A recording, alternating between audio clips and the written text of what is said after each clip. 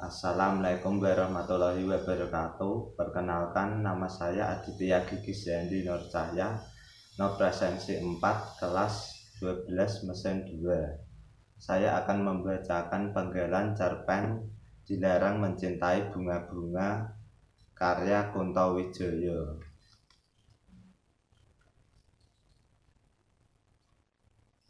Kabarnya yang tinggal di rumah tua berpagar tembok tinggi itu adalah seorang kakek yang hidup sendiri. Rumah itu terletak di samping rumahku. Pagar tembok tinggi menutup rumahnya dari pandangan luar.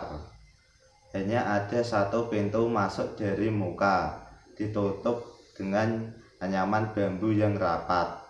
Aku belum pernah melihat kakek itu. Setelah ku coba naik ke pagar tembok, melalui sebuah pohon kates di pekaranganku terbentanglah sebuah pemandangan.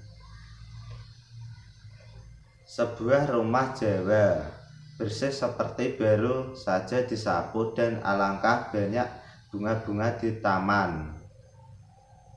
Hari itu aku belum berhasil melihat penghuninya. Tidak pernah seharian penuh aku di rumah. Ibuku menyuruh aku pergi sekolah pagi dan sore harus mengaji. Hari-hari minggu pertama habis untuk mencari saudara-saudara baru di kota ini. Keinginanku untuk mengenal kakek itu tidak pernah padam. Kau lihatlah lubang-lubang pada pagar anyaman bambu itu ialah akibat perbuatanku. Aku mengajarkannya di siang hari sepulang dari sekolah. Pernah ketika aku mengintip-intip pintu pagar dari bambu itu, kawanku menegur, "Sedang apa kau ini? Hati-hati dengan dia.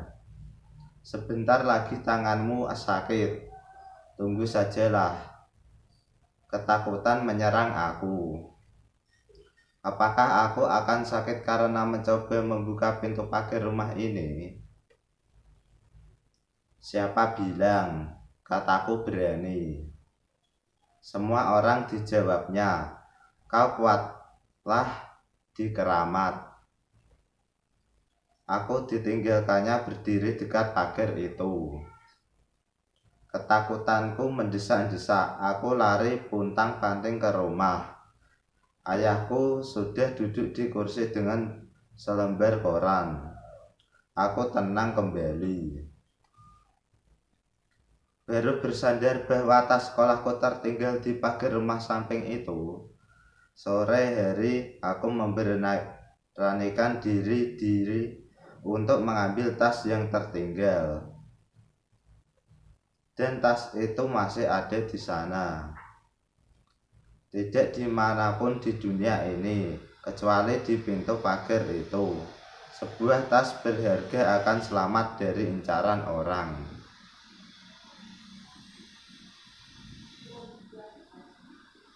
Tentang kejadian itu, kawan-kawanku mengatakan tidak seorang pun berani mengambil. Itu sudah pasti. Siapakah orang yang mau membunuh diri dengan upah sebuah tas sekolah? Lebih susah mencari sebuah nyawa daripada sebuah tas sekolah. Tidak satupun toko menjual nyawa, tetapi semua toko menjual tas, tentu saja. Sejak itu niatku untuk mengetahui agak reda. Menyelidiki dengan mata sendiri berbahaya. Tinggallah aku bertanya pada orang-orang lain. Keterangan orang tidak begitu jelas. Orang mengatakan sekali seminggu ia keluar belanja. Orang lain mengatakan ia berbelanja sebulan sekali.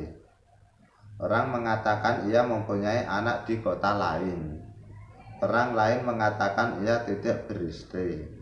Tidak seorang pun tahu pasti tentang dirinya.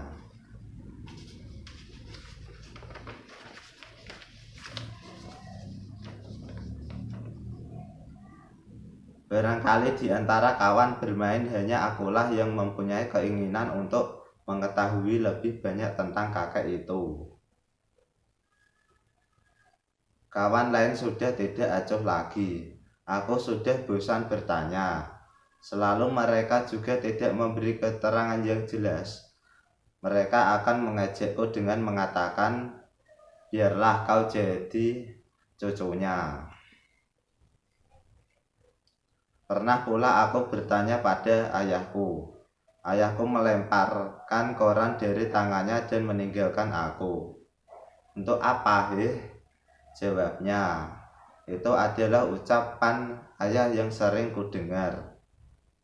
Bertanyalah tentang lokomotif, misalnya, atau mobil, jangan tentang kakek-kakek sebelah rumah.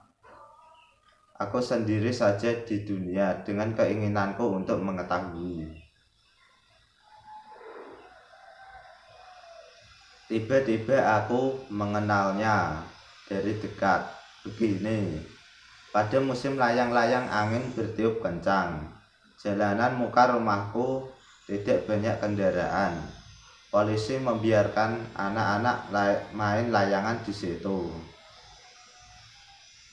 Kami suka berkumpul pada sore hari. Di bagian ini angin dengan bebas berjalan, pepohonan tidak banyak. Sore hari Jumat aku tidak pergi mengaji. Di tanganku sebuah layang-layang buatanku yang terbagus dengan benang gelasan. Udara meruah menerbangkan layang-layangku. Dari kampung lain menyebul pula layang-layang. Layang-layangku terputus, kawan-kawan bersorak dan lari mengejar. Itu layang-layangku yang terbagus. Aku berdiri saja memandangi. Tiba-tiba pundakku terasa pegang.